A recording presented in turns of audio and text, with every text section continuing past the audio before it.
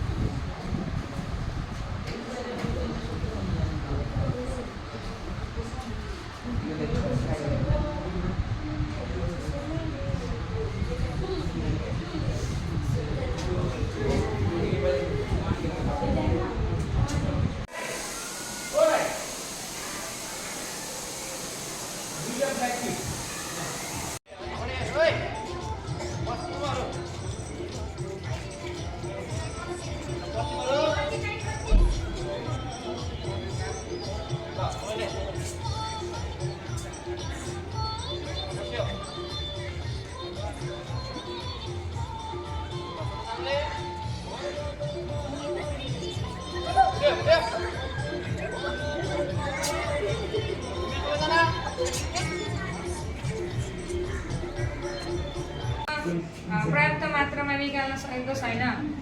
दक्ष जनशक्तिको अभाव। हाम्रो देशबाट धेरै युवा रोजगारीको खोजीमा विदेश जाने गर्छन्। त्यसैले पनि हाम्रो देशमा ज्ञान र प्राविधिक शिक्षा नभएका जनशक्ति छैन।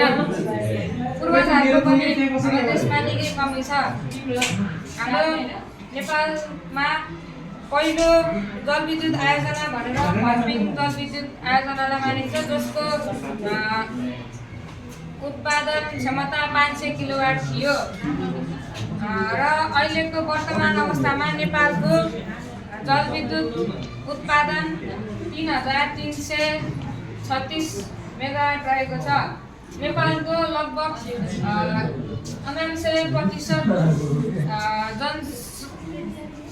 जनसङ्ख्याले विद्युतको पहुँचमा रहेका छन् र अझै पनि कुनै ठाउँहरूमा विद्युत पुग्न सकेको छैन। तर प्राधिकरणले